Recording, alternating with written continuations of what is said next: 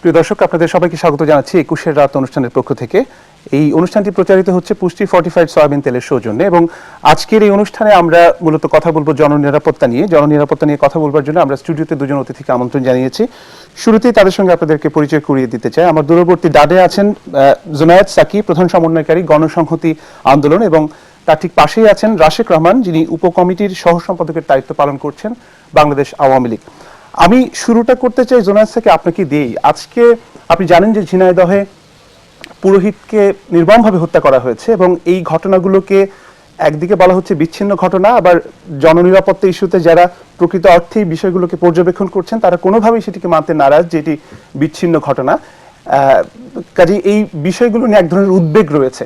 আপনার কাছে কি মনে হয়, এগুলো কি বিচ্ছিন্ন ঘটনা নাকি এটি কোনো বড় ধরনের আন্তর্জাতিক চক্রান্তের অংশ বা ইন্টারনাল কোনো বিষয় এখানে কাজ করছে, মেকানিজম? ধন্যবাদ আপনাকে। 18 মাসে সংবাদপত্রের তথ্য অনুযায়ী গত পরশুদিন আমরা জানলাম 47, ওই হিসেব করতে করতে আজকের মধ্যে এটা এসে প্রায় 50 পৌঁছে যাচ্ছে। তো এবং এই হত্যাকাণ্ডগুলোর মধ্যে আমরা একটা কতগুলো সাধারণ দেখতে পাচ্ছি যে অনেকের ক্ষেত্রে আগেই তাদেরকে খুন করা হবে এরকম ঘোষণা দেওয়া হয়েছিল। তাদের উপরে একটা বিশেষ অস্ত্রের ব্যবহার হচ্ছে এবং এখন যে রূপ নিয়েছে যে অনেক ক্ষেত্রে মানে কে টার্গেট হবেন এটাও মানে একেবারেই খুবই দরিদ্র নিরীহ একজন মুদি দোকানদার যিনি একটা বিশেষ ধর্মীয় সম্প্রদায়ভুক্ত, কিংবা একজন পুরোহিত, এমনকি মানে যারা ইসলাম ধর্মের অনুসারী কিংবা ইসলাম ধর্মীয় সম্প্রদায়ভুক্ত তাদেরও বিভিন্ন ঘরানার মানুষ। তারপরে তো যারা ব্লগে লেখালেখি করার কারণে তাদেরকে করা হচ্ছে। এবং সর্বশেষ যেটা আমরা দেখলাম গত এই অতি সম্প্রতি, যে পুলিশের একজন ঊর্ধ্বতন কর্মকর্তা, তিনি পুলিশ সুপার এসপি এবং বাবুল আক্তার সাহেব, তার স্ত্রীকে নির্মমভাবে হত্যা করা হলো। এবং এটা তো খুব সহজেই বোঝা যায় যে এই তার স্ত্রীকে হত্যা করা হয়েছে মানে আসলে তার উপরেই আক্রমণের একটা লক্ষ্য হিসেবেই তাকে হত্যা করা হয়েছে। এর আগেও পুলিশ বাহিনীর উপর আক্রমণ হয়েছে, এখন এই জায়গা হচ্ছে। তো আমরা মানে শুরু থেকেই কিন্তু আমরা বলে এসেছিলাম যে এই হত্যাকাণ্ড তো বাংলাদেশে আরো অনেকভাবে হয়, হত্যাকাণ্ড বিভিন্ন দেশেই হয়, অপরাধ থাকবে, হয়তো একেবারে এই অপরাধ একটা সমাজে 100% নির্মূল হয়ে যায় বিশেষত এই ধরনের সমাজে, এটা তো আসলে আশা করা যায় না। কিন্তু অপরাধের প্রতিকার কি হচ্ছে সেটা হচ্ছে গুরুত্বপূর্ণ প্রশ্ন, এবং সেক্ষেত্রে যথাযথ বিচার হচ্ছে কিনা সেই জায়গাটা, এবং অপরাধটাকে চিহ্নিত করা হচ্ছে কিনা, অপরাধ কারা করছে, কেন করছে, সেই জায়গাগুলো আমাদের সামনে উন্মোচিত হচ্ছে কিনা। ধরুন আমাদের এখানে এই সাম্প্রতিক ইউনিয়ন পরিষদ নির্বাচনে 110 জনের উপরে মানুষ নিহত হয়েছেন, মানে বিভিন্ন ভাষ্যমতে এর চেয়ে আরো অনেক বেশি। কিন্তু এই যে 50 জন মানুষ প্রায় মানে নিহত হলেন, এর কিন্তু একটা রাজনৈতিক মাত্রা আছে, অর্থাৎ এই হত্যাকাণ্ডের একটা বিশেষ চরিত্র দেখা যাচ্ছে এবং হত্যাকাণ্ডগুলো ঘটছে এবং টার্গেট করে হত্যা করা হচ্ছে। আমরা প্রথম থেকে কিন্তু উদ্বেগ প্রকাশ করে এসেছিলাম আমরা জনগণের পক্ষ থেকে, যে কাউকে তো হত্যার লাইসেন্স দেওয়া যেতে পারে না। নানানভাবে আমরা দেখেছি হত্যাকাণ্ডের পর তিনি কি করেছেন সেই প্রশ্নগুলো অনেক বেশি সামনে আসে। কেউ লিখেছেন, কেউ গানের স্কুল দিয়েছেন, কেউ পুরোহিত, কেউ ইত্যাদি। এই প্রশ্নগুলোর চাইতে অনেক গুরুত্বপূর্ণ ব্যাপার কিন্তু দেশের নাগরিকরা হত্যাকাণ্ডের শিকার হচ্ছে। আপনি যখন বলছেন লাইসেন্স, এটা খুব স্ট্রং স্টেটমেন্ট। আমি আসছি যে কে দিচ্ছে, রাষ্ট্র নাকি সরকার নাকি? এটাই বলছি যে হত্যাকাণ্ডের লাইসেন্স কাউকে দেওয়া যেতে পারে না, কোনো কারণ দেখিয়েও কোনো হত্যা জায়েজ হতে পারে না। কারণ আমাদের একটা রাষ্ট্র যদি থাকে এবং একটা সংবিধান আছে যেখানে প্রত্যেক ব্যক্তির বিচার পাওয়ার অধিকার আছে, কাজে কেউ কোনো ব্যক্তি যদি কোনো ক্ষেত্রে আইন ভঙ্গ করেন কিংবা এমনকি এমন কোনো কাজ করেন যেটা জনসমষ্টির জন্য ক্ষতিকর বিবেচিত হচ্ছে, তাহলে রাষ্ট্র সেখানে হস্তক্ষেপ করতে পারে, রাষ্ট্র তাকে আইনের আওতায় নিয়ে আসতে পারে এবং জবাবদিহিতার জায়গায় নিয়ে যেতে পারে। কিন্তু কোনো ব্যক্তি নিজে আঘাতপ্রাপ্ত হলেন বলে, অর্থাৎ মানসিকভাবে, এমনকি তিনি শারীরিকভাবে আঘাতপ্রাপ্ত হলেও তার কিন্তু খুন করার কোনো অধিকার নাই যতক্ষণ না পর্যন্ত তিনি আত্মরক্ষার জন্য সেটা করতে হয়। তাহলে তিনি এই যে একটা আঘাতপ্রাপ্ত হচ্ছেন বলে কিংবা কোনো একটা বিশেষ রাজনৈতিক উদ্দেশ্যে একটা হত্যাকাণ্ড করা হচ্ছে, তাও মানে নিরীহ ব্যক্তিদের উপরে, সেই লাইসেন্স তো কোনোভাবে দেওয়া যেতে পারে না। তাহলে রাষ্ট্রের দায়িত্ব হচ্ছে এটা বন্ধ করা। বন্ধ করার জায়গাতে আমরা দেখেছি যে রাষ্ট্র নিজেই কিন্তু তার সমস্যার সমাধানের ক্ষেত্রে আমরা বারবার এটার বিরোধিতা করে এসেছিলাম যে রাষ্ট্র যখন সন্ত্রাস ধরনের একটা সমস্যা, রাষ্ট্র সন্ত্রাস দমনের ক্ষেত্রে তার আইনি কাঠামোর মধ্যে মানে ব্যবস্থা গ্রহণ করবে। কিন্তু রাষ্ট্র কি জিনিস? রাষ্ট্র একটা মানে বল প্রয়োগের ক্ষমতা চর্চা করে। রাষ্ট্র আরো অনেক বিষয়াদি আছে, কিন্তু তার এটা শেষ বিচারে এটা তার একটা কেন্দ্রীয় বিষয়। তো এই বল প্রয়োগটা যে রাষ্ট্র করে, এটা তো কিন্তু জনগণের সম্মতির ভিত্তিতে করে, একটা আইনি ভিত্তির উপর দাঁড়িয়ে করে, এবং এটাই তার ন্যায্যতা প্রদান করে। রাষ্ট্র যখন নিজের যে ন্যায্যতা, অর্থাৎ নিজের আইনি ভিত্তি যার উপর দাঁড়িয়ে সে বল প্রয়োগ করবে বলে ঠিক সেটাই সে ভঙ্গ করে ফেলে এবং নিজেই বিনা বিচারে হত্যাকাণ্ড ঘটায়, এবং সেগুলোকে ক্রস ফায়ার কিংবা কখনো এনকাউন্টার কিংবা কখনো এই ধরনের জিনিস নাম দেওয়া হয়, তখন কিন্তু এমন একটা পরিস্থিতি সৃষ্টি হয় যে অন্যরা আইন ভঙ্গে উৎসাহিত বোধ করে। তো এই যে রাষ্ট্র যেমন বিচার বহির্ভূত হত্যাকাণ্ড করেছে এবং আমরা সেগুলোকে অন্যায় মনে করেছি, আমরা সবসময় সেটা বিচার দাবি করেছি এবং এটা বন্ধের দাবি করেছি, এবং একই সাথে এই ঘটনাগুলো যেখানে ঘটছে, যেখানে অন্যরা এখন মানে বিনা বিচারে মানুষকে হত্যা করার লাইসেন্স নিয়ে নিচ্ছেন, সেটাও ভয়ানক রকম অন্যায়, এবং সেই অন্যায়ের বিরোধিতা করা এবং প্রত্যেকটি ঘটনার সুষ্ঠু তদন্ত এবং তাদের দোষী ব্যক্তিদের আইনের আওতায় নিয়ে আসা এবং তাদের যথোপযুক্ত শাস্তি দেওয়া, এটা অত্যন্ত জরুরি। এই কাজ যদি আমরা না করি, আমি শেষ করি, এই কাজ যদি আমরা না করি, আমরা মুক্তিযুদ্ধের মধ্য দিয়ে যে রাষ্ট্রটা আসলে কায়েম করলাম কিংবা প্রতিষ্ঠা করলাম, সেই রাষ্ট্র কিন্তু একটা ঝুঁকির মধ্যে পড়েছে। এইটা আজকে সরাসরি না বললে বোধ করি, আমি যদি বুঝে থাকি, উনি পরোক্ষভাবে স্টেট পেট্রোনাইজড টেরোরিজমের কথা বলছেন, এবং যদিও তিনি ডিফাইন করেননি যে সমস্যাটা একেবারেই অভ্যন্তরীণ রাজনৈতিক নাকি আন্তর্জাতিক, কিন্তু তিনি মনে করেন যে রাষ্ট্রের একটা ব্যর্থতা এখানে রয়েছে। আপনি তো সরকারি দলের রাজনীতির সঙ্গে যুক্ত রয়েছেন, আপনার কি বলবার আছে? আমি জুনায়েদ সাকির কথা শুনে বিভ্রান্ত। আপনাকে ধন্যবাদ, আজকে রমজানের প্রথম দিন পেরিয়ে দ্বিতীয় দিনে আসলো। সম্মানিত দর্শকদেরকে রমজানের যে ফজিলত সে তাদের জীবনে আসুক এই কামনা করে শুরু করতে চাই। প্রথম কথা হচ্ছে যে আমি একেবারে মোটা দাগে চলে যাই। আমাদের এই দেশে জঙ্গি উত্থানটি আগে, নাকি উনি পত্রিকায় যে ক্রস ফায়ার বা এনকাউন্টারের কথা পড়েন সেটা আগে? প্রশ্নের উত্তর হবে যে 2001 সাল থেকে 2006 সাল পর্যন্ত জামাতে ইসলামী এবং বিএনপি জোট সরকারের সময় জঙ্গিদের উত্থান সংঘটিত হয়, এবং সেই সময় এই যে ক্রস ফায়ার যে শব্দের সাথে আমরা পরিচিত হলাম, সেটা কিন্তু অপারেশন ক্লিন হার্ট নামক একটি জিনিস বেগম খালেদা জিয়া যখন প্রধানমন্ত্রী সেই সময় শুরু হয়েছিল। এ হলো বাস্তবতা, এ হলো সত্য। ওনার কথায় যে কোনো লোক বিভ্রান্ত হয়ে যাবে। আমি জিনিসটাকে স্ট্রেট করে দিলাম রেফারেন্সটা। এক, দুই নাম্বার, তিনি আসলেন ন্যায্যতার কথায়।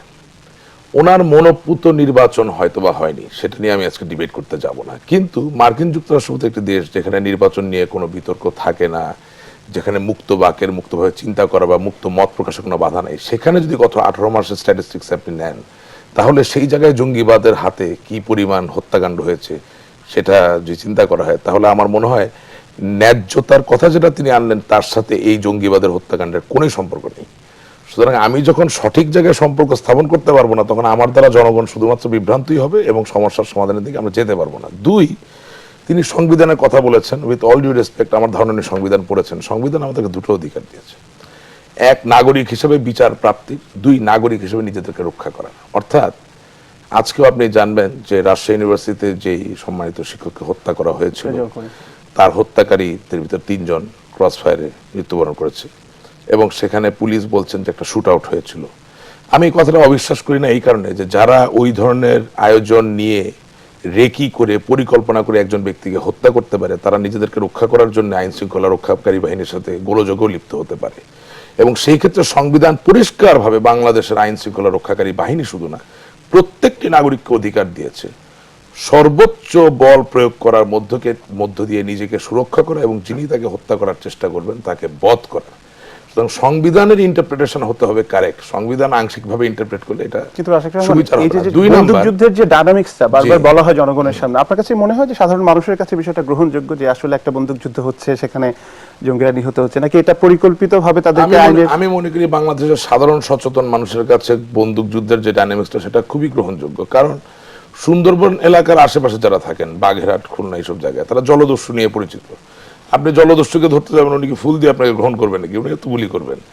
আপনি পূর্বাঞ্চলে যেসব জায়গায় নকশাল ছিল বা সর্বহারা ছিলেন, সেখানে যাবেন, তারা কি গোলাপ ফুল দিয়ে আপনাকে গ্রহণ করবে নাকি? সেখানেও গোলযোগ হয়েছে, সেখানেও গোলাগুলি হয়েছে এবং মৃত্যুবরণ হবে। যখন শান্তি বাহিনীর প্রকোপ ছিল, তখন সেনাবাহিনী যাবে, সেখানে তো ফুল দিয়ে গ্রহণ করা হবে না। ঠিক একইভাবে জঙ্গিবাদে মদতপুষ্ট একটি গোষ্ঠী যারা নির্বিচারে, একটু আগে সাকি ভাই ওই জায়গাটা আবার আমি একমত যেটা তিনি বললেন, স্বীকার করলেন যে প্রগতিশীল মানুষ কেউ গান শেখান, কারো গানের স্কুল আছে, কেউ লেখালেখি করেন, কেউ হয়তো বা খুবই সাধারণ একজন মুদির দোকানদার, তার একটাই দোষ অন্য ধর্মের মানুষ, অথবা উনি মুসলমান ধর্মেরই বাট দুর্বল, আবার একই সাথে আইন শৃঙ্খলা রক্ষাকারী কোনো চৌকস ব্যক্তি, চৌকস কর্মকর্তা বাবুল আক্তার সাহেব তার স্ত্রীকে তারা একা পেয়ে দুর্বল অবস্থায় তাকে ভয় দেখানোর জন্য হত্যা করছেন। তো সেই সব জায়গায় আপনি আসামি ধরতে গেলে তিনি হত্যা করার জন্যে কি বলে ধারালো অস্ত্র ব্যবহার করতে পারছেন, হত্যা করার জন্য বোমা ব্যবহার করতে পারছেন, হত্যা করার জন্য পিস্তল ব্যবহার করতে পারছেন, তাহলে তাকে আপনি ধরতে গেলে সে আপনাকে ফুল দিয়ে বরণ করবে, সেখানে ক্রস ফায়ার হবে না। এটা কেন বিশ্বাস করা যাবে না আমি ঠিক বুঝতে পারছি না। মানে কেন মনে করা হবে যে তাকে ধরতে গেলে তিনি একটু ভিন্ন ভাবে বলি যে মানুষের মধ্যে যে সেন্স অফ ইনসিকিউরিটি তৈরি হয়েছে সেটা আপনারা ফিল করেন কিনা? সেই জায়গায় যাচ্ছি। That is another question. আমরা প্রশ্নের সাথে প্রশ্ন মিলিয়ে ফেললে মানুষ আবারও বিভ্রান্ত হবে। Sense of security is one thing, আর cross fire encounter is another thing. আর দুই নাম্বার কথা হচ্ছে ক্রস ফায়ার এবং এনকাউন্টারের তদন্ত শেষ না হওয়া পর্যন্ত পত্রিকার হেডলাইন দেখে জুনায়েদ সাকির মতো একজন পরিচিত রাজনীতিবিদ যখন বলে ফেলে যেটা ক্রস ফায়ার হয়নি বা এনকাউন্টার হয়নি, ক্রস ফায়ার মানে কি, এনকাউন্টার মানে কি, সেটা তাকে বুঝতে হবে। আর অ্যাসাসিনেশন মার্ডার কি সেটাও বুঝতে হবে। এটা বলে ফেললে হয় কি যে আইন শৃঙ্খলা রক্ষাকারী বাহিনী বর্তমান উদ্ভূত পরিস্থিতিতে যেভাবে আমাদেরকে সুরক্ষা করার চেষ্টা করছে সেটাও পর্যদস্ত হয়। আর ওই যে বললাম আপনাকে স্যান বার্নার্ডিনো যখন আইএসের কোনো ব্যক্তি একদিনে 14 জন লোককে হত্যা করে আর পুলিশ যখন ওই ব্যক্তিকে ধরে এনকাউন্টারে ফেলে হত্যা করে, তখন কিন্তু সেই দেশে কোনো আওয়াজ হয় না। কিন্তু এই দেশের সংবিধানকে আংশিকভাবে আমরা ব্যক্ত করি এবং আইনের সঠিক ব্যাখ্যাটা আমরা দেই না, না দিয়ে আমরা যেটা করি যে পুলিশ বাহিনীর যে অক্লান্ত পরিশ্রম আমাদেরকে সুরক্ষিত অবস্থায় রাখা সেটাকে আমরা ছোট করে দেখার চেষ্টা করি। আমার মনে হয় ফেয়ার হচ্ছে না। এখন সেন্স অফ সিকিউরিটি, যে নিরাপত্তার যেই সেন্স অফ ইনসিকিউরিটির যে একটা বোধ তৈরি হচ্ছে, এটা তো স্বাভাবিক। এই বোধটা তো তৈরি হচ্ছে, এটা কারণটা কি? কারণটা হচ্ছে যে যেই মুহূর্তে বাংলাদেশে বিচারহীনতার সংস্কার চর্চা মাননীয় প্রধানমন্ত্রী বঙ্গবন্ধু কন্যা জননেত্রী শেখ হাসিনা দূর করার হাত দিলেন, সেই মুহূর্ত থেকে কিন্তু একটা গোত্র, একটা গোষ্ঠী পরিকল্পিতভাবে বাংলাদেশের প্রান্তরে প্রান্তরে বিভিন্ন জায়গায় পরিকল্পিত এই হত্যাকাণ্ডগুলো ঘটাচ্ছে। এবং এ তো বাস্তব সত্য যে আমাদের জনসংখ্যার একটা বড় অংশ তাদের পেছনে রাজনৈতিকভাবে তাদেরকে মদত দিচ্ছে বা সমর্থন দিচ্ছে। সেই অবস্থায় 17 কোটি মানুষ, 1.5 লক্ষ আইন শৃঙ্খলা রক্ষাকারী বাহিনীর সদস্য, কাজটা দুরূহ হয়। কিছুটা হলেও নিরাপত্তাহীনতার বোধ জাগ্রত হতে পারে। তবে আমি মনে করি আমরা একটা সংগ্রামের ভিতর দিয়ে যাচ্ছি, একটি যুদ্ধের ভিতর দিয়ে যাচ্ছি, এবং একটি সংগ্রাম বা যুদ্ধে আপনার পছন্দ হোক বা নাই হোক অনাকাঙ্ক্ষিত অনেক ঘটনা ঘটে যায়। এর জন্য আমি গর্বিত বোধ করছি না। এবং আরেকটা কথা আপনাকে বলি, উনি প্রথমে শুরু করেছেন বিচ্ছিন্ন ঘটনা দিয়ে। বাংলাদেশ সরকার কোনোদিনও কোনো হত্যাকাণ্ডকে বিচ্ছিন্ন ঘটনা বলে আখ্যায়িত করেননি, বরঞ্চ জুলাস মান্নান থেকে শুরু করে চাঞ্চল্যকর যে হত্যাকাণ্ডগুলো 50 না হলো আমার হিসাবে সেটা হচ্ছে 44-44-এর ভিতরে 41টি মামলার প্রত্যেকটি লোক গ্রেপ্তার হয়েছে। বাকি 3টির ভিতরে একটি আজকে এনকাউন্টারে মৃত্যুবরণ করেছে, বাকি 2টি এখনো ধরা যায়নি। আমরা আশা করি সে 2টি ধরা যাবে। এবং প্রত্যেক জায়গায় সরকার ক্যাটাগরিক্যালি বলছে যে এই হত্যাকাণ্ডগুলি একটি সূত্রে নিহত, একটি জায়গায় তাদের উৎসস্থল, সেটা হচ্ছে জঙ্গিবাদ, মৌলবাদ, জামাতে ইসলামী এবং জাতীয়তাবাদী বিএনপি। অর্থাৎ যারা দেশের ভিতরে অস্থিতিশীলতা তৈরি করার মধ্য দিয়ে ক্ষমতায় যাওয়ার চিন্তা করতে পারেন। এই ক্ষেত্রে একটা ছোট উদাহরণ দেওয়া যেতে পারে, হিটলারও কিন্তু 1921 সালে আপনার জার্মানিতে অ্যানার্কি তৈরি করার মধ্যে দিয়ে খুনাখুনি, ধ্বংসযজ্ঞ, বোমাবাজি এসব করার মধ্য দিয়ে চেষ্টা করেছিলেন ক্ষমতায় যাওয়ার জন্য। কোনো রাজনৈতিক দল বা কোনো অপশক্তি যখন দেখে যে আসলে জনগণকে বিভ্রান্ত করে ক্ষমতায় যাওয়া যাচ্ছে না, জনগণের জনমত নেওয়া হচ্ছে, তখনই কিন্তু তারা এই ধরনের কাজে লিপ্ত হয়। এবং সেই জায়গায় আন্তর্জাতিক কিছু চক্রান্ত। আমি একটু জুনায়েদ স্যারকে আপনার কাছে আসতে যাচ্ছি যে উনি যেটি বলছেন যে আমাদের যে রাজনীতির যে ইন্টারনাল ডিনামিক্স সেটি মূলত দায়ী, সেটির সঙ্গে হয়তো আন্তর্জাতিক যোগসূত্র থাকতে পারে, কিন্তু আমরা বিভিন্ন হত্যাকাণ্ডের পরে আইএস এর সরাসরি সেটির দায় স্বীকার করার একটা প্রবণতা লক্ষ্য করছি, বা এই বিষয়গুলো পত্রপত্রিকা এভাবেই এসছে। আপনার কাছে কি মনে হয়, এটা কি যোগসূত্র নাকি না? এখন ধন্যবাদ আপনাকে। আবারও বলি, রাশেক রহমান যেটা বলবেন সেটা তিনি সরকারি দলের সদস্যের কাজেই উনি তার একটা ভাষ্য দিয়েছেন। হ্যাঁ, না, আপনি ব্যক্তি সত্তা থেকে আমার মনে হচ্ছে যে তিনি আমি বলছি যে উনি সরকারি দলের, ওনার ভাষ্যটা আমি গ্রহণ করবো না, সরকারের স্বরাষ্ট্রমন্ত্রীর ভাষ্য গ্রহণ করবো, সেটা স্বরাষ্ট্রমন্ত্রী বলছেন। এবং আমি এখানে সংবাদপত্র নিয়ে আসি, কিন্তু সংবাদপত্রে আমরা, আপনিও দেখেছেন যে বহুবার তিনি বলেছেন এগুলো বিচ্ছিন্ন বিচ্ছিন্ন ঘটনা, ঘটনা। জি। কাজে এখন কোনটা না, সরকারের না, ভাষা আমি জানি না। যেটা বিচ্ছিন্ন ঘটনা সেটা তিনি বিচ্ছিন্ন হ্যাঁ, ঘটনা তো বলেছেন। কোনটা কোনটা আসলে বিচ্ছিন্ন ঘটনা? আমি যেমন আপনাকে বলি, যেমন আনসার ব্যাটালিয়নে যে আক্রমণটা হলো, এটা আপনি এই না, আমি বলছি এই আমরা যে ঘটনা নিয়ে না, আলোচনা এটা- করছি এটা- সেই ঘটনার এটা মধ্যে যে- উনি কয়েকবার এটা যে- দেখিয়েছেন। এটা যেটা এখন বেরিয়ে আপনার- এসেছে আমি বলি, এটা এটা আমার যদি- মনে হয় যে আমি একটু দর্শকরা দেখতে উদাহরণ দিই, পাচ্ছেন, ওটা জিজ্ঞেস দর্শকরা করবেন। আমি আসবো আমি আসলে, তো আমরা বলি- একটু আমার মনে হয় জোনায়েদ সাকির কাছে যাই, তারপরে আবার আসবো আপনার কাছে। দর্শকরা আমার মনে হয় জানেন, তারা সংবাদপত্র পড়েন এবং তারা এটা জানেন যে স্বরাষ্ট্রমন্ত্রী নিজে এই ঘটনাগুলোকে বিচ্ছিন্ন ঘটনা বলেছেন। না, এগুলো এবং তো এই বলেনি। বিচ্ছিন্ন ঘটনা বলার কারণেই কিন্তু বিপুলভাবে তিনি সমালোচিত হয়েছেন, এমনকি সরকারি দলের অনেকের দ্বারাও, কারণ এক এক মন্ত্রী আবার এক এক রকম বলছেন। কাজে সেই ঘটনাগুলো আছে। এখন এই যে উনি প্রথমে বললেন যে ক্রস ফায়ারের বিষয়, ক্রস ফায়ারের বিষয়ে উনি একটা নিজের ভাষ্য দিলেন এবং সেই ভাষ্যটা আসলে তার মানে যদি ওনার ভাষ্যকে আমি গ্রহণ করি এবং এটাকে সরকারি ভাষ্য কোনোভাবে মনে করি, তাহলে সরকার এখন ক্রস ফায়ারটাকে একটা মাধ্যম হিসেবে দেখছে। এবং ক্রস ফায়ার বলে সেটা তাকে তিনি মানে বলেননি, বলেন যে ক্রস ফায়ার কাকে বলছেন উনি? উনি বলছেন যে কি বলে উদ্ধার করতে গিয়ে কিংবা কোথাও তো অপারেশনে আত্মরক্ষার যাওয়ার জন্য। পরে এরকম একটা সিচুয়েশন আমরা- তৈরি হয়, বাধ্য হয়ে তারা হ্যাঁ, সেটি আমরা করে। দেখেছি যে গল্পটা আসলে কি, বেশিরভাগ ক্ষেত্রেই ক্রস ফায়ার যাকে বলা হচ্ছে, এনকাউন্টার যাকে বলা হচ্ছে, সবই হচ্ছে পুলিশ যাকে গ্রেফতার করেছে, তারপর তাকে পুলিশি হেফাজতে থাকার পর তাকে নিয়ে অস্ত্র উদ্ধার কিংবা ইত্যাদির মাধ্যমে তারপরে যে ক্রস ফায়ার হওয়া। একজন ব্যক্তিকে গ্রেফতার করার পরে তারপর তাকে কিন্তু আইনের আওতায় নিয়ে আসাই সরকার একটা রাষ্ট্রের কাজ, নাহলে রাষ্ট্র কিন্তু তার নিজের যে আইনি ভিত্তি সেই ভিত্তি থেকে সরে যায়। এটা হচ্ছে আমার বক্তব্যের জায়গা। আবার রাষ্ট্র তো একটা চিন্তার উপর দাঁড়িয়ে আছে, তো রাষ্ট্র কতগুলো কনভেনশনের উপর দাঁড়ায়, চর্চার উপর দাঁড়ায়, কতগুলো আইনি ভিত্তির উপর দাঁড়ায় এবং সেগুলো জনগণের সম্মতির উপর দাঁড়ায়। সেটা যদি নিজেই সে ভঙ্গ করে তখন কিন্তু সেই তার বিরুদ্ধে বিদ্রোহকে অথবা তার বিরুদ্ধে অন্যদেরও একই ধরনের আইন ভঙ্গ করার কাজকে উৎসাহিত করে। এই প্রেক্ষাপটটা বললাম। কিন্তু আমাদের এখানে এটার দ্বারা কিন্তু হত্যাকাণ্ডকে আমি জায়েজ করছি না, অর্থাৎ প্রত্যেকটা হত্যাকাণ্ডের বিচার আমি দাবি করছি এবং তাদেরকে যথোপযুক্ত আইনের আওতায় শাস্তি দেওয়ার দাবি করছি। আমাদের এখানে এনকাউন্টার কিংবা ক্রস ফায়ার যে আছে, এটা আওয়ামী লীগও স্বীকার করেছিল যে বিএনপি আমলেই র্যাব গঠিত হয়েছিল এবং তারা অপারেশন ক্লিন হার্টের মধ্যে এটা শুরু করেছে এবং আজকে এখন তারা সেটা নিজেরা স্বীকার হচ্ছে। আমরা তখনও বলেছিলাম যে এটা বুমেরাং হবে, আওয়ামী লীগ আজকে যেটা করছে এটা তাদের জন্য বুমেরাং হবে এবং এটা বাংলাদেশে আজকের এই বিএনপি আমলেই শুরু হয়নি, এটা একেবারে বাংলাদেশ প্রতিষ্ঠার পর থেকেই এরকম বিচার বহির্ভূত হত্যাকাণ্ড, রাজনৈতিক প্রতিপক্ষকে হত্যা করা, বিশেষ বাহিনী দিয়ে হত্যা করা, গেস্টাপো কায়দায় হত্যা করা, এটা আমাদের সকলেরই আজকের জানা। সংকটটা কিন্তু মূলত ক্রস ফায়ার কেন্দ্রিক নয়, না, আজকের আমি সংকটটা আমি কিন্তু ক্রস ফায়ার কেন্দ্রিক মোটেই করি না। আমি বলেছি শুরুতে যে এটা একটা গুরুত্বপূর্ণ জায়গা। দ্বিতীয়ত হচ্ছে যে আপনি কি কি প্রেক্ষাপটে, আপনি তো আমাকে এখানে ডেকেছেন একটা বিশ্লেষণ করার জন্য, আমি শুধুমাত্র নিন্দা জানানোর জন্য। আমরা নিন্দা জানিয়েছি, বিচার দাবি করছি, এইটা আমরা রাস্তায় দাবি করছি, এখানেও করছি। কিন্তু এরপরেও যদি আমরা ঘটনাটা যেভাবে ঘটছে এবং বাংলাদেশ যে ভবিষ্যতের দিকে এগোচ্ছে, যেখানে আমরা অশনি সংকেত দেখতে পাচ্ছি, সেই জায়গা নিয়ে আমরা আলোচনা করছি এবং সেই আলোচনার মধ্যে আমাদেরকে যে বিষয়গুলো গুরুত্ব দিতে হবে, এক, যে রাষ্ট্র সেখানে দেশে আইনের শাসন চালু করতে পারছে কিনা, দুই, আমরা একটা গণতান্ত্রিক ব্যবস্থার মধ্যে থাকতে পারছি কিনা। আমাদের মুক্তিযুদ্ধের 10ই এপ্রিলের ঘোষণা তো ছিল সাম্য, মানবিক মর্যাদা এবং সামাজিক ন্যায় বিচার। সোজা কথা, মানুষ সবচেয়ে একদম বটম লাইনে যদি আপনি চিন্তা করেন যে রাষ্ট্রের চোখে সকলে নাগরিক হিসেবে স্বীকৃতি পাচ্ছে কিনা, সমতার অধিকারের যে সমতা, সুযোগের যে সমতা সেটা পাচ্ছে কিনা, দ্বিতীয় হচ্ছে তার ইজ্জত এবং ইনসাফ। এই দুটো, এই জিনিসগুলো রাষ্ট্র কায়েম করতে হলে তাকে রাষ্ট্র একটা গণতান্ত্রিক ব্যবস্থা কায়েম করতে হবে এবং একটা গণতান্ত্রিক রাজনৈতিক ব্যবস্থা যেখানে সকলে নিজেকে অংশীদার মনে করে, এটাকে ইংরেজিতে পলিটি বলে।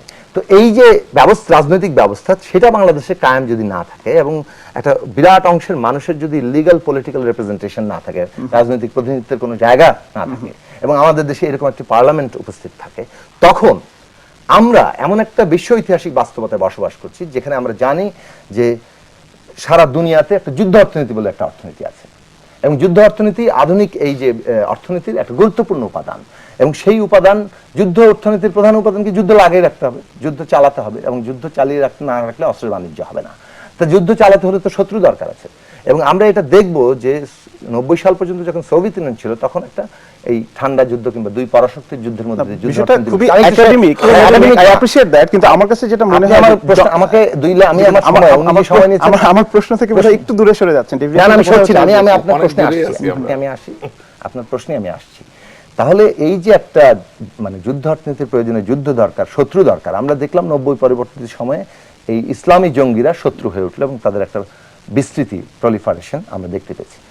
তাহলে এইটা তো একটা যুদ্ধ তৈরি করছে, ওয়ার অন টেরর, একটা দুইটা পক্ষ তৈরি করেছে এবং বাংলাদেশ একটা সংখ্যাগরিষ্ঠ মুসলিম অধ্যুষিত দেশ, সেই দেশে কিন্তু এই ঢেউটা আছে, সারা দুনিয়া যখন মুসলমানরা আক্রমণের শিকার হন, সেটা ঢেউ একটা বাংলাদেশ আছে, তো বাংলাদেশ এটা কিভাবে মোকাবেলা করবে? তার জাতীয় নীতিটা কি? সেই জাতীয় নীতি তৈরি করতে হলে যে রাজনৈতিক ব্যবস্থার মধ্যে সকলের অংশীদারিত্ব দরকার হয়, গণতান্ত্রিক ব্যবস্থা চালু থাকতে হয়, সেই জায়গাটা বাংলাদেশে যখন ক্ষতিগ্রস্ত হয় তখন কিন্তু এইরকম ঘোলা জলে এই ধরনের নানান ধরনের গ্রুপ তৈরি হয়। আপনি বারবার এবং শেষ কথা বলবো, যখন আমরা দেখি সরকার যত না বেশি ঘটনাগুলোকে চিহ্নিত করে প্রকৃত অপরাধীদেরকে ধরে তাকে বিচারের আওতায় আনছে, তার চেয়ে অনেক বেশি সকাল বিকাল আগেই এটাকে একটা মানে যুদ্ধ হিসেবে নিয়ে এবং একটা বিশেষ পক্ষকে দায়ী করে, এবং এমনকি মানে রাষ্ট্রের সরকারের প্রধান ব্যক্তি থেকে শুরু করে স্বরাষ্ট্রমন্ত্রী পর্যন্ত এখন আন্তর্জাতিক গোয়েন্দা সংস্থার নামও চলে আসছে। জি, রাশেদ রহমান, সরকার পরিচালিত হয় যে কাঠামোর মধ্য দিয়ে, সেই কাঠামোতে উনি বারবার যেটি বলার চেষ্টা করছেন রাষ্ট্রের কথা বলছেন এবং একাডেমিক একটি বিশ্লেষণ দাঁড় করিয়েছেন, কিন্তু বোধ করি ওনার অভিযোগের তীরটি সরকারের দিকে, যে তাদের ব্যর্থতার কারণেই এই যে জঙ্গিবাদের উত্থান বা জঙ্গিবাদের। এটা তো কোনো বিশ্লেষণই না, এটা তো এখানে কেউই এই কথার সাথে একমত হবে না। উনি বলতে চাচ্ছেন যে ক্রস ফায়ার এবং সবার দায়িত্ব নিয়ে নিয়েছে। না সব দায়িত্ব না, আমাকে বলতে দেন, আপনার বলার সময় কিছু বলি নাই, দায়িত্ব কিছুটা নিতেই পারি, কেন নিতে পারবো না? যদি আমার ভুল হয় ওনারা বিচার করবেন। উনি বলতে চাচ্ছেন যে ক্রস ফায়ার বা এনকাউন্টার হওয়ার জন্য জঙ্গিবাদের উত্থান হয়েছে। কেউ কি এটা এগ্রি করে? আসলে এটা কি স্টেটমেন্ট হলো? 2 নাম্বার, তিনি বলতে চাচ্ছেন আমি নাকি বলেছি যে ক্রস ফায়ারই করা দরকার। সেটা তো আমি বলিনি। আমি বলেছি ক্রস ফায়ার কেন হচ্ছে, এনকাউন্টার কেন হচ্ছে এবং এটা কি, সেটা না বুঝে এটা নিয়ে আমরা কথা বলছি কেন। 3 নাম্বার আমি বলছি, উনি বলছেন যে রাষ্ট্র পরিচালনার ন্যায্যতা, যেভাবে একটা রাষ্ট্রের সরকার গঠিত হওয়া উচিত, যেভাবে নির্বাচন হওয়া উচিত, সেভাবে হলে জঙ্গিবাদের পুষ্ট এই যে হামলাগুলো থেমে যাবে। আপনি কি সত্যি বিশ্বাস করেন যে আগামীকালকে এই টেলিভিশন চ্যানেলে এসে জুনায়েদ সাকি বলল যে হ্যাঁ আমার মনের মতো নির্বাচন হয়েছে, আমার মনের মতো লোকেরাই নির্বাচিত হয়েছেন এবং আমার মনের মতো স্বপ্নে দেখা একটা সরকার আমি পেয়ে গেছি, এবং আমি নিশ্চিতভাবে বলিতে চাই আগামীকাল বা পরশুদিন থেকে জঙ্গিবাদের সকল হামলা বন্ধ হয়ে যাবে? এগুলো বালুকিল্য কথাবার্তা। আর তার থেকেও বড় কথা হচ্ছে উনি যে যুদ্ধ অর্থনীতির কথা বললেন, যুদ্ধ অর্থনীতি কি নতুন কোনো বাস্তবতা? এটা কি শুধুমাত্র সোভিয়েত রাশিয়া, মার্কিন যুক্তরাষ্ট্র, বাংলাদেশ, ভারত, পাকিস্তান এই নেক্সাসেই সীমাবদ্ধ ছিল? যুদ্ধ অর্থনীতি তো সিল্ক রুট থেকে চালু হয়েছে বা তারও আগের থেকে চালু হয়েছে। অর্থাৎ আপনি সামনে সাম্প্রদায়িকতা, ধর্ম, বিভিন্ন রকম উপলক্ষকে রেখে নিচে আপনার নিজের যে অর্থনৈতিক লক্ষ্য তাকে চরিতার্থ করার জন্য একটা জনগোষ্ঠীকে আপনি আরেক জনগোষ্ঠীর উপর লেলিয়ে দিবেন বিভিন্ন উচিলে।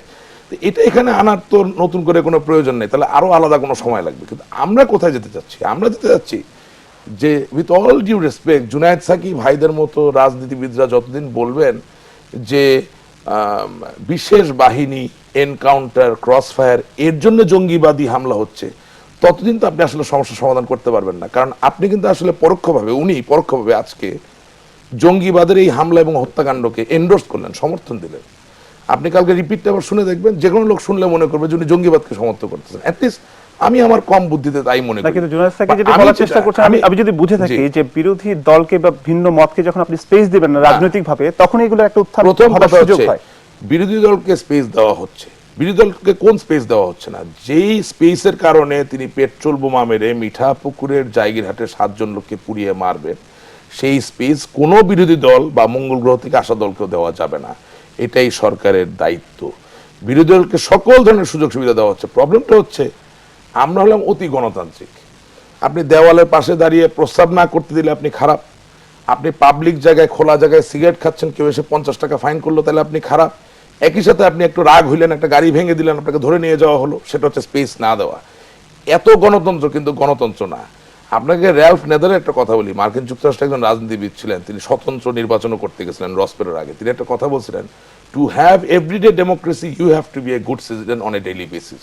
অর্থাৎ প্রতিদিনের গণতন্ত্র আপনি যদি উপভোগ করতে চান, তাহলে আপনাকে নিজেকেও কিন্তু এই গণতন্ত্রের জন্য উপযোগী একজন সুনাগরিক হতে হবে। আমি জানি এই কথা বলার পরে উনি সুনাগরিক নিয়ে বিতর্ক করবেন, এটাই ওনাদের কাজ। আসলে হয় কি, সরকার যন্ত্র একটা জটিল ঘটনা, এটি একটি জটিল যন্ত্র, এখানে বিভিন্ন স্তরে স্তরে কাজ হয়। এটাও তো বাস্তবতা যে যেই জঙ্গিবাদী লোক এনকাউন্টারে পড়ছেন তিনি এত সাহসী হচ্ছেন কিভাবে? আমরা যদি প্রশ্ন করি তাহলে প্রশ্ন আসবে, যেটা বাংলাদেশে আজকে বাস্তব, যে 40 লক্ষেরও বেশি মামলা পেন্ডিং অবস্থায় বিভিন্ন কোর্টে আছে। একজন লোক যিনি 6টা হত্যাকাণ্ডের আসামি, তিনি যখন কোর্টে যাচ্ছেন তিনি কিন্তু জামিন পাচ্ছেন। আবার যিনি একটি হত্যাকাণ্ডের জন্য অভিযুক্ত তিনিও জামিন পাচ্ছেন। তার মানে কি, যে হ্যাবিচুয়াল ক্রিমিনাল এবং নতুন ক্রিমিনাল এর ভিতরে কোনো পার্থক্য নাই। সো 6টি হত্যাকাণ্ড করার পরে একজন লোক যে জামাত ইসলামী, বিএনপি বা জেএমবির ছত্রছায়ায় নেমে যায়, তাহলে তো তার সাহসের কোনো অভাব হবে না। তাহলে সে আমার ওই নীল পোশাক পরা বীর পুলিশ বাহিনীর কোনো ব্যক্তিকে দেখলে তিনি অস্ত্র উঁচিয়ে ধরতে ভয় পাবেন না। সমস্যা হচ্ছে অন্য জায়গায়। ওনার ডায়ালগ হওয়া উচিত যে আমি সরকারের কাছে দাবি করি নো ম্যাটার হোয়াট এই জঙ্গিবাদী হামলা বন্ধ করতে হবে, আমি দাবি করি আমার দেশের নাগরিককে নিরাপত্তা দিতে হবে। কিন্তু উনি যে বিশ্লেষণ দিচ্ছেন, এই বিশ্লেষণে জঙ্গিবাদীরা একটা পাগড়ি বাইরে ঝুলিয়ে দিয়ে এখানে এসে উন্মাদ নৃত্য দিয়ে চলে যাওয়া ছাড়া আর কিছুই হবে আসবে আপনার কাছে। আমাদের কোনো বিশ্লেষণ সময় হচ্ছে ছোট্ট একটা বিজ্ঞাপন বিরতিতে যাবার। প্রিয় দর্শক, আমরা চলে যাচ্ছি একটা ছোট্ট বিজ্ঞাপন বিরতিতে। বিজ্ঞাপন বিরতির পর আবারও ফিরে আসছি আমাদের আলোচনায়, সঙ্গেই থাকুন।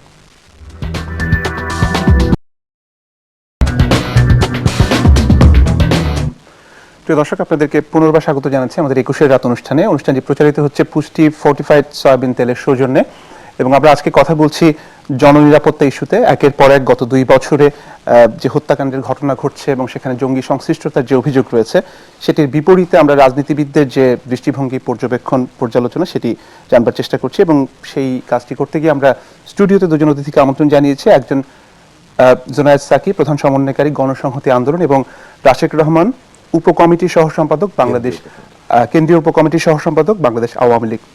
বিজ্ঞাপন বিরতির আগে আমরা আপনার কাছে ছিলাম, যদি আপনি একটু ব্রিফলি শেষ করেন, আমরা একটু জুনায়েদ সাকির কাছে যেতে।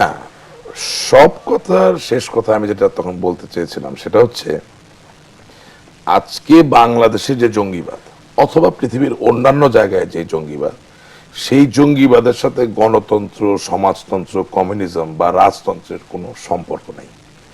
এই মডেলটা যারা উপহার দিতে চাবেন তারা আসলে এই সমস্যার সমাধান হোক তারা চান না। আপনি বলছেন এটা একটা ইউনিক কেস। যেমন England, Westminster democracy, they are the father. সেখানে তো আজকে পৃথিবীর যত জঙ্গিবাদী গোষ্ঠী তাদের যে মূল ব্যক্তিগুলো বিভিন্ন সময় গিয়ে পরিকল্পনা থেকে শুরু করে মিউনিক ষড়যন্ত্র থেকে শুরু করে আজ অবধি একেবারে দালিলিক ভাবে এর প্রমাণ আছে। শুধু তাই না, সিঙ্গাপুরের মতো একটা রাষ্ট্র ঠিক ডেমোক্রেটিক না, গণতান্ত্রিক না, সেই দেশেও কিন্তু বাংলাদেশি 6 জন নাগরিক এর পরিকল্পনা করতে গিয়ে ধরা পড়েছেন। অর্থাৎ যুদ্ধ অর্থনীতির কথায় যদি আমি যাই, তাহলে বাস্তবতা হচ্ছে যে democracy or socialism or communism or for that matter monarchy, রাজতন্ত্র, সবকিছুকে ছাপিয়ে ওই যুদ্ধ অর্থনীতির মূল ব্যাপার। অর্থাৎ হয় আপনি আভ্যন্তরীণ ভাবে একটা যুদ্ধ অর্থনীতি তৈরি হবে যেটার সাথে ক্ষমতার একটা যোগসাজশ থাকতে পারে, আর না হলে আন্তর্জাতিক ভাবে একটা তৈরি হবে, সেই আন্তর্জাতিক চক্রান্তটা হাতছানি দিবে আভ্যন্তরীণ চক্রান্তকে। এই জায়গায় এক লাইনে শেষ করে দিচ্ছি, লেভেন্ট রিজন এবং তার তৎসংলগ্ন জায়গায় আইসিসের যে খেলাফত আন্দোলন, সেই খেলাফত আন্দোলনে বিশ্বাসকারী লোক কি বাংলাদেশে নাই? তারা আইসিসের ওই গঠন বা ওই সংগঠনের ভিতর নাই ঠিকই, কিন্তু আদর্শগতভাবে এবং বিশ্বাসের দিক দিয়ে তারা ওই খেলাফত আন্দোলনে বিশ্বাস করেন। এবং এরা যে তাদের সাথে যোগসূত্র স্থাপন করার চেষ্টা করবে, এটা যারা বিশ্বাস করবেন না, তাদের এরকমই অবস্থা হবে। সুতরাং আমি ওই জায়গায় যেতে, আর স্বরাষ্ট্রমন্ত্রী মহোদয়ের কথা আমি বলি, মাননীয় স্বরাষ্ট্রমন্ত্রী মহোদয় জনাব আসাদুজ্জামান খান কামাল, তিনি বিচ্ছিন্ন ঘটনাও বলেছেন, আবার যোগসূত্র আছে এটাও বলেছেন। আপনি একেবারে ঢালাওভাবে এই 44টি ঘটনা সবগুলোকে বিচ্ছিন্ন ঘটনা তিনি কখনোই বলেননি। আর সবচেয়ে বড় কথা, আমি এই অনুষ্ঠানে বসে বাংলাদেশের গণপ্রজাতন্ত্রী বাংলাদেশ সরকারের মাননীয় প্রধানমন্ত্রীর কথাই বলছি। তিনি কোনটার সাথে কোনটা যোগসাজশ আছে সেই বিষয়েও আলোকপাত করেছেন। এবং এই জায়গায় ছোট একটা উদাহরণ দিয়ে বিচ্ছিন্ন ঘটনা বলতে কি বোঝায়, পার্বত্য চট্টগ্রামে যে আনসার ব্যাটালিয়ন ওখানে যে ঘটনা কিছুদিন আগে হয়ে গেল, সেটাকে আপনি বিচ্ছিন্ন ঘটনা হিসেবে ফেলতে পারেন, কারণ সেখানে পরে জানা গেছে যে একটি ডাকাত দলের সাথে সেই আনসার ব্যাটালিয়নের পূর্ববর্তী ঘটনার জের ধরে এটা হয়েছে। সুতরাং ঢালাওভাবে আমি মনে করি মিসকোট করা, বিভ্রান্তি সৃষ্টি না করে আমাদের অবজেক্টিভ থাকা দরকার। আমি একটু জুনায়েদ সাকি আপনার কাছে আসতে চাই। আপনি বারবার এই রাষ্ট্রের ব্যর্থতাগুলোকে চিহ্নিত করেছেন, আপনি না শুধু, আপনার মতো অনেকেই এই প্রশ্নগুলো করছেন, কিন্তু এটিকে আপনি স্বীকার করবেন কিনা যে শুধুমাত্র সরকারের বা রাষ্ট্রের ব্যর্থতাকে নির্দিষ্ট করলেই হবে না, আপনাদের দিক থেকে সুনির্দিষ্ট প্রস্তাব থাকা দরকার, কারণ সমস্যাটা সর্বদলীয়, মানে এটাতে সবাই এফেক্টেড হচ্ছে। আপনাদের দিক থেকে সেরকম সুনির্দিষ্ট কোনো প্রস্তাব আছে ইস্যুগুলোকে অ্যাড্রেস করার ক্ষেত্রে, রাজনৈতিক কোনো সমঝোতার সমন্বয় এবং সবাই মিলে কিছু করবার? না, সেই কথাই তো বলেছি আসলে। মানে যে কথা, এই সমস্যার সমাধানের, ধরেন আপনি যদি সমস্যা মনে করেন যে সারা দুনিয়াতে একটা জঙ্গি ধর্মীয় একটা তৎপরতা আছে, এবং সেটাও কিন্তু কতগুলো ক্রিয়ার প্রতিক্রিয়া হিসেবে তৈরি হয়েছে। ধরুন ইন্ডিপেন্ডেন্টলিও যদি তৈরি হয়, এই জিনিসটা তৈরি হয়েছে আন্তর্জাতিকভাবে, তার ঢেউ বাংলাদেশে আছে। এটা তো এই কথাটা উনিও একভাবে লাস্টলি বললেন। আবারও ভুল করছেন, আমি যেভাবে বলেছি ওইভাবে বলছেন না। না, উনি যেভাবে বলছে তা আমাকে এটাই ওনার ধারণা। তাহলে মিসইন্টারপ্রেট করলে অসুবিধা, মানুষ যেভাবে বলছেন। না ঠিক আছে, আমি এক্স্যাক্টলি আমাকে করতে হলে আমাকে বলবেন। জুনায়েদ সাকি যেটা বুঝতে পেরেছেন সেটাই উনি বলুন। আন্তর্জাতিকভাবে আমি যেটা মনে করি, ঠিক বুঝেননি। আমরা যেটা মনে করি, সারা দুনিয়ার মানুষ যেটা মনে করে, সেটা হচ্ছে এই যে একটা আন্তর্জাতিক তৎপরতা আছে, তার ঢেউ সারা দুনিয়াময় দুনিয়ার দায়িত্ব নিলেন, মানে সেই ঢেউটা আছে, সেই ঢেউটা বাংলাদেশেও আসবে। তো সেটা মোকাবেলা করার পথ কি কি হতে পারে? একটা হচ্ছে এইটার উৎসের জায়গাগুলো কি, রোগের কারণগুলো কি, সেটা আমরা চিহ্নিত করা, আর না হলে কেবলমাত্র উপসর্গের দিকেই কামান দাগানো। তো সেক্ষেত্রে রোগের উৎসের জায়গা চিহ্নিত করতে হলে একটা জাতীয় কর্তব্য হিসেবে দাঁড়ায়। তো আমাদের সামনে এটা একটা জাতীয় সমস্যা, এবং সেই জাতীয় সমস্যাটা মোকাবেলা করার জন্য যে ধরনের জাতীয় ঐক্য কিংবা একটা রাজনৈতিক ব্যবস্থা থাকা দরকার, যেখানে সকলে একটা নিজের অধিকারটা পায়। আপনি আপনার মতো, অর্থাৎ আওয়ামী লীগের কথা যারা যারা শুনবেন, তারাই কেবলমাত্র তাহলে ওই ব্যবস্থার মধ্যে থাকতে পারে। সেরকম যদি ব্যবস্থা দাঁড়িয়ে যায়, তখন কিন্তু এমন একটা জবাবদিহিতাহীন অবস্থা তৈরি হয়, একটা পক্ষের বিশেষ এমন কর্তৃত্ব সৃষ্টি হয় যে ওর মধ্যে আর কেউ নিজেকে অংশীদার মনে করতে পারে। কিন্তু আমি একটু আমার কথা শেষ করি, আপনি যেহেতু অনেকক্ষণ সময় দিয়েছেন। আপনাকেও দেবো। আমার বক্তব্য হচ্ছে যে এই পরিস্থিতিটা বাংলাদেশে আছে এবং জবাবদিহিতাহীন সরকার বর্তমানে আছে, এবং সেটা কিন্তু রাশেক রহমান তার পুরো বক্তব্যের মধ্যে লাইনে লাইনে সেই জবাবদিহিতাহীনতার একটা প্রমাণ আমাদের সামনে হাজির করছে। আমার বক্তব্য হচ্ছে যে সুনাগরিক নিয়ে উনি বললেন যে আমি কি বলবো, আমি বলবো সুনাগরিকের ডেফিনেশনটা উনি যেটা দিবেন ওইটাই একমাত্র সুনাগরিকের ডেফিনেশন, আর বাইরে আর কিন্তু কোনো ডেফিনেশন থাকতে পারবে না, এবং উনি অ্যালাউ করবেন না। এইটাই বাংলাদেশের প্রধান সমস্যা হিসেবে আজকে দাঁড়িয়ে যাচ্ছে, এবং এইটা মুক্তিযুদ্ধের অঙ্গীকার নয়, এটা আমি বারবার বলবো। যে কথাটা আমি বলতে চাইছি যে এই যে হত্যাকাণ্ডগুলো, অর্থাৎ কোনো একটা বিশেষ ব্যক্তি অথবা গোষ্ঠী কাউকে হত্যা করার নিজের অধিকার মনে করছে অথবা সে হত্যাকাণ্ড সম্পন্ন করছে, এটা কোনোভাবে রাষ্ট্র অ্যালাউ করতে পারে না। এই কথাটাই বারে বারে প্রতি মুহূর্তে বলে আসছে, এবং আজকে এই 50টা হত্যাকাণ্ডের প্রত্যেকটা বিচার হলো, সবকিছু ঠিক আছে। আমি আসি এটার মানে, এটা বলতে গিয়ে একই সাথে আমরা এটা বলবো যে আমরা রাষ্ট্র কিন্তু তার নিজের আইনি সীমার বাইরে কাউকে হত্যা করতে পারে না। কোনো সমস্যার সমাধান করার মাধ্যম হিসেবে হত্যাকাণ্ডকে বাছাই করতে পারে। কিন্তু আপনি বারবার সরকারের ব্যর্থতাকে কি মাননীয় প্রধানমন্ত্রী, খোদ মাননীয় প্রধান, আমি একটু আমার কথা শেষ করতে দেন, খোদ মাননীয় প্রধানমন্ত্রী কিছুদিন আগে বলেছেন যে ধর্মের অবমাননাকারীদের সহ্য করা হবে না। এই কথাটার তো একটা কনোটেশন আছে না, এই কথাটা একটা দোতনা তৈরি করা, অর্থাৎ এই কথাটা তিনি একটা প্রেক্ষাপটে বলছেন যখন এক ধরনের এই হত্যাকাণ্ড হচ্ছে এবং তাদেরকে ধর্মের অবমাননাকারী হিসেবে চিহ্নিত করে হত্যা করা হচ্ছে। আমি কথাটা একটু বলি, সেটা হচ্ছে যে এই কথাটা যদি বলেন, উনি এই কথাটা অবশ্যই বলতে পারেন, কিন্তু একই সাথে ওনাকেও বলতে পারে কাউকে বিনা হত্যাকাণ্ডের লাইসেন্সও দেওয়া হবে না। এটা হচ্ছে যেটা ইন্টারপ্রিটেশন আপনি দিচ্ছেন, বিষয়টা কি এরকম ছিল? মানে তিনি তো একটি জেনারিক কমেন্ট করেছেন যে ধর্মকে নিয়ে অবমাননা করলে, সেটা একটা বিশেষ প্রেক্ষাপটে বললে সাথে তাকে এটাও বলতে হবে যে কাউকে হত্যাকাণ্ডের লাইসেন্স দেওয়া হবে না। কিন্তু সেটা যখন না বলছেন তখন কিন্তু ওটার ব্যাখ্যাটা ওটার পক্ষে যায়। লেজিটিমেসি আমরা দিচ্ছি না, বরং লেজিটিমেসি এখানে তৈরিভাবে হয়ে যাচ্ছে। এই লেজিটিমেসির জায়গাটা এখানে তৈরি হয়। এখন কতগুলো এই যে বাংলাদেশের যে প্রেক্ষাপট উৎসে যদি খোঁজেন, তাহলে একটা যেটা বললাম যে গণতান্ত্রিক ব্যবস্থা না থাকলে, গণতান্ত্রিক ব্যবস্থা যদি না থাকে, সেখানে যদি স্পেস সংকুচিত হয়ে পড়ে, সেটা একটা বড় সমস্যা। রাষ্ট্র যদি নিজে বিচার বহিত কিংবা আইনকে লঙ্ঘন করে, সেটা একটা বড় সমস্যা। এবং একটা শাসনের যদি কোনো জবাবদিহিতা না থাকে, চুরি, দুর্নীতি, লুণ্ঠন একটা রূপ নেয়, উন্নয়নের নামে বড় বড় প্রকল্প, এবং যেটা অর্থমন্ত্রী নিজে বলেছেন বড় প্রকল্প মানে বড় দাও মারা, সেই বড় দাও মারাটা প্রচন্ড একটা জায়গা নিতে হয়, এবং তারপরে এমন জায়গায় এসে দাঁড়ায় যে আওয়ামী লীগ মানে জবাবদিহিতা কোন জায়গায়, ধরুন নারায়ণগঞ্জে কি ঘটলো, যা ঘটেছে সেটা কি জবাবদিহিতাহীনতা নয়? একজন মানে পার্লামেন্টের মেম্বার তিনি মনে করেন যে তিনি কাউকে নাস্তিক মনে করলে তাকে তিনি শাস্তি দিতে পারেন, তিনি আইন হাতে তুলে নিতে পারেন, এটা তিনি মনে করতে পারেন। এটা আমি শেষ করি। এবং সরকারের অনেক মন্ত্রীরা তার শাস্তি দাবি করলেও সেখানে কিন্তু তিনি এখন পর্যন্ত আমরা আইনের আওতায় দেখিনি। এটা যেমন একটা বিষয়, সরকার নিজে মনে করলো এক্সিকিউটিভ অর্ডারে আমার তথ্য, এই যে বায়োমেট্রিক সিন করতে অর্ডার দিল, এইটা কি আইন হয়েছে? সংসদ তো তাদের হাতেই আছে, তারা আইন করতে পারতেন। এই তথ্য যে বায়োমেট্রিকের তথ্য যে কত গুরুত্বপূর্ণ তথ্য, এই তথ্যের সুরক্ষা কিভাবে হবে, কোন অথরিটি করবে, সে বিষয়ে আমাদেরকে আইনিভাবে নিশ্চয়তা না দিয়ে আমাদেরকে যে কোনো এই তথ্য আমাদেরকে দিয়ে দিতে হচ্ছে। এই সবই ঘটতে পারছে একটা জবাবদিহিতাহীনতার জায়গা থেকে। এই পুরো পরিস্থিতি আমি আমার শেষ করি, আমার বক্তব্যটা সেটা হচ্ছে, আমার সব বক্তব্যটা শেষ করতে দেন এক লাইনে। সেটা হচ্ছে এই যে সামগ্রিক পরিস্থিতিটা তৈরি হচ্ছে, এই পরিস্থিতি থাকলে এই যে ধরেন জঙ্গিবাদী তৎপরতা কেউ যদি একটা বিশেষ মতাদর্শে সংগঠিত হয়ে তারা করতে চায়, সেটাকে নিশ্চয়ই মোকাবেলা করতে হবে। সেটা যদি অন্যের জন্য ক্ষতিকর হয়, অন্যের উপরে জবরদস্তি হামলা করতে চায়, সেটা নিশ্চয়ই মোকাবেলা করতে হবে। কিন্তু মোকাবেলা করার একটা রাস্তা হচ্ছে যে এই আমার নিজের সিস্টেমের মধ্যে, রাষ্ট্র নিজের মধ্যে তার যথাসম্ভব একটা গণতান্ত্রিক এবং মানুষের অধিকার প্রতিষ্ঠার কাজগুলো করবে। সেটার ব্যর্থতা থাকলে ওরা এটা সুযোগ গ্রহণ করবে। সেই সুযোগটা বাংলাদেশ এখন হরহামেশা গ্রহণ করার অবস্থা সৃষ্টি হয়েছে।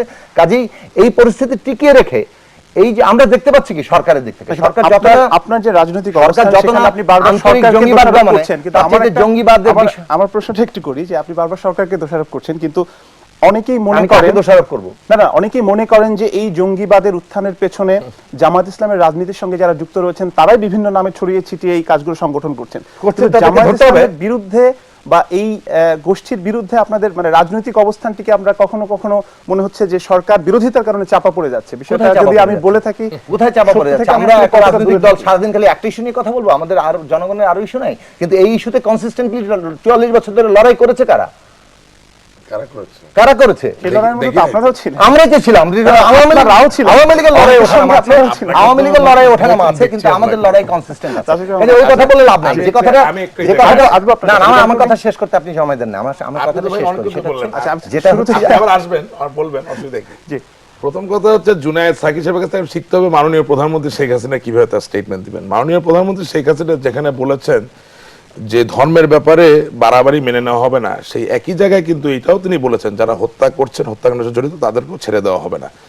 আমি বারবার অনুরোধ করছি জুনায়েদ ভাই, আপনার সামনের দিকে আরো অনেক যাওয়ার পথ, আপনি মিসকোট করবেন না, এতে মানুষ আপনার প্রতি সম্মান হারাবে। মাননীয় প্রধানমন্ত্রী শেখ হাসিনা কি বলেছেন বাংলাদেশের সংবাদপত্রে মানুষকে আমরা এক করে এমন গতিতে সামনের দিকে এগোচ্ছেন, উনি খুব ভালোই জানেন কি বলতে হবে না। আপনি পড়ে দেখেন আবার, আমি আপনাকে অনুরোধ জানাচ্ছি। 2 নম্বর কথা, জবাবদিহিতা নাই বলতে কি বোঝাচ্ছে? আমরা এখানে কি করছি?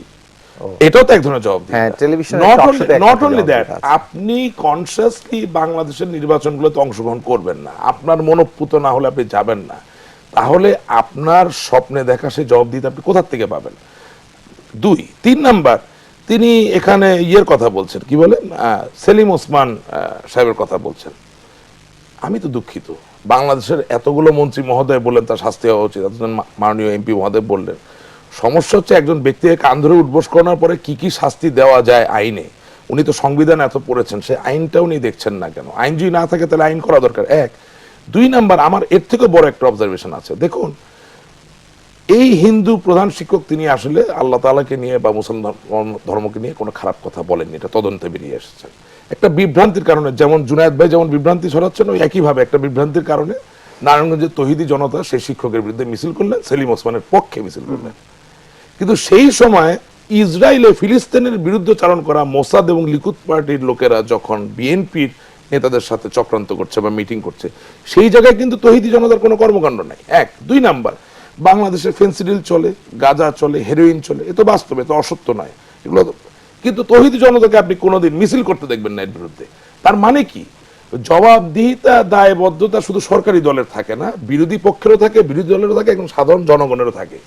যখন আমরা এককভাবে মনে করি যে শুধুমাত্র সরকারকে দায়গ্রস্ত করতে হবে, সেটাই কিন্তু একটা অপরাধ, সেটা একটা অন্যায়। এবং এই সরকার ব্যর্থ কিভাবে? প্রতিদিন গণমাধ্যম পত্রিকা খুলে দেখেন, প্রতিদিন পূর্বে ঘটে যাওয়া হত্যাকাণ্ডের বিচার হচ্ছে, ফাঁসি হচ্ছে, জেল হচ্ছে, জরিমানা হচ্ছে। আমি আবারও বলছি, বাস্তবতায় ফিরে আসুন। 17 কোটি মানুষের দেশ, 40 লক্ষ মামলা পেন্ডিং, 1.5 লক্ষ পুলিশ কর্মকর্তা, তা নিয়ে যেভাবে সরকার চলছে এবং আপনাকে যতটুকু সুরক্ষা দিতে পারছে, সেটাকে আমি মনে করি সক্ষমতা এবং সাফল্য। সেটা না বললে যেটা হবে যে সত্যিকার অর্থে আগামী দিনে উৎসাহের যে জায়গাটা, সেটাও নষ্ট হয়ে যাবে। হ্যাঁ, আপনি আশা করতেই পারেন যে সরকার এই 44টি মামলা সুরাহা করুক, সেটা আমিও আশা করি। এবং আমি আপনাকে আগেই বলেছি, 44টির মধ্যে 41টি মামলার প্রত্যেকে এখন জেলের ভিতরে আছে এবং বিচার চলছে, বাকি 3টা তার ভিতরে একটি।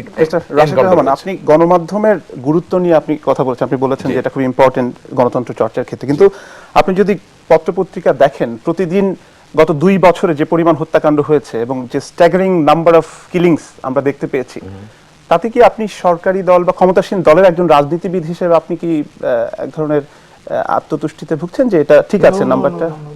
Please don't get me wrong, Facts and figures? আমি কোন ধরনের আত্মতুষ্টিতে ভুগছি না, আমি বাস্তবতার মানে দেশ কাছাকাছি। ঠিক মতোই চলছে, না, সেটাই তো আপনি বলার এখানে চেষ্টা তুষ্ট করছেন। হওয়ার কোনো জায়গা নাই।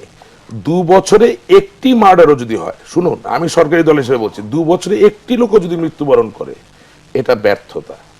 100টা হলো ব্যর্থতা, একটা হলো ব্যর্থতা। আমি বলছি গিভেন দ্য ডাইনামিক্স, অর্থাৎ আপনি টিভি চালান, আপনার চলতি মূলধন নাই, আপনার শ্রমিক বা আপনার কর্মকর্তাকে বেতন দেওয়ার টাকা নাই, কিন্তু একজন এসে আপনাকে বলতেছে আপনি টিভি চালান, তার মানে কি এটা আপনার কিছু সীমাবদ্ধতা এবং কিছু কনস্ট্রেন্টস।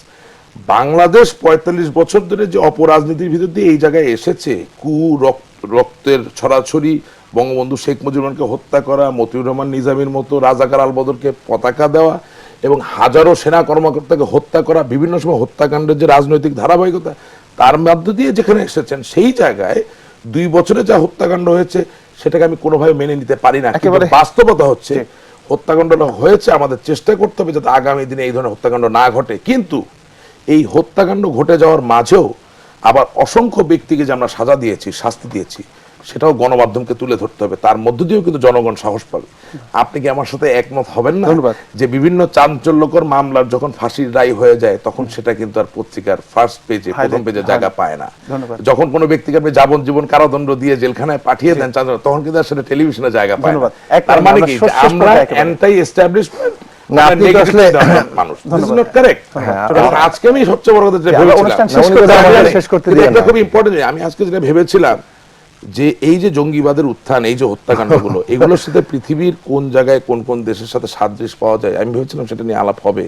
কিন্তু আমি খুব দুঃখিত হয়েছি যে সংবিধানের মিসইন্টারপ্রিটেশন হয়েছে এবং সেটা আমরা অবলীলায় প্রচারিত হতে দেই। দুঃখিত, আমরা ওভাররান করছি। আমি জুনায়েদ সাকির কাছে যেতে চাই। হ্যাঁ, এই যে মানে নিজেদের ক্ষমতায় থাকার জন্য নিজেদের যা বলতে হবে সেই কথাটাই বারবার বলে যাওয়ার মধ্যে দিয়ে জনগণকে বিভ্রান্ত করার চেষ্টা, এটা কিন্তু যে কোনো স্বৈরাচারী সরকারের একটা বৈশিষ্ট্য। বিচার করতেই বলতে পারে স্বৈরাচারী সরকারের বৈশিষ্ট্য এটা যে তার নিজের মতটাকে কনস্ট্যান্টলি প্রচার করতে থাকবে এবং অন্যকে জাজমেন্টাল কমেন্ট করে সেই কথাটা, এটা মানুষের বিশ্বাস করে, মানুষ এটা বিশ্বাস করে না। যেটা আবারও বলবো যে সরকারের যে আমরা লক্ষ্যটা দেখতে পাচ্ছি যে তারা এই রাজনৈতিকীকরণ করাটা অনেক বেশি জরুরি মনে করছে। জঙ্গিবাদ দমনের নামে নিজেদের ক্ষমতা প্রলম্বিত করাটাকে তারা চেষ্টা করছে। ততটা জঙ্গিবাদীদের যথাযথভাবে অপরাধীদের গ্রেফতার করা এবং তাদের বিচার আওতায় আনা, সেই চেষ্টাটা ধন্যবাদ। আমরা করছি না। একেবারে শেষ পর্যায়ে এক লাইনে প্লিজ শেষ বাক্যটি দিয়ে আমরা শেষ করতে চাই। আপনার না, সব দোষ সরকারের, এটা হচ্ছে না, আমি বলছি যে আমার শেষ বাক্যটা করতে দেন। বাংলাদেশে আসলে যেটা দাঁড়িয়েছে, যেমন ধরুন কয়েকদিন আগে মোসাদের কথা, এখন মোসাদের কথা আসলে তো মোসাদ আমরা জানি, সিআইএ, মোসাদ, র এইটা আছে, আবার ওদিকে সিআইএ, আইএসআই এগুলো আছে। তো বাংলাদেশের মুক্তিযুদ্ধ তো সিআইএ, আইএসআই কিংবা মোসাদ, র এদের সবাইকে ডিফাই করে বাংলাদেশের জনগণ মুক্তিযুদ্ধ করে একটা রাষ্ট্র করে এবং যারা ক্ষমতায় থাকতে চাচ্ছে বিদেশি গোয়েন্দা সংস্থা, বিদেশি রাষ্ট্রের অনুগ্রহে ক্ষমতায় যেতে চাচ্ছে, যখন যারা ক্ষমতায় যেতে চাচ্ছে বিদেশি গোয়েন্দা সংস্থা কিংবা বিদেশি রাষ্ট্রের অনুগ্রহ নিয়ে, এই দুই পক্ষই বাংলাদেশের। অনেক ধন্যবাদ। অনুষ্ঠানের একেবারে শেষ পর্যায়ে কুষ্টি ফর্টিফাইড সয়াবিন তেলের সৌজন্যে আপনারা দেখলেন ২১ রাত। আপনাদের সবাইকে অনেক ধন্যবাদ। ভালো থাকুন, শুভরাত্রি। যোগাযোগ করে আসেন তো।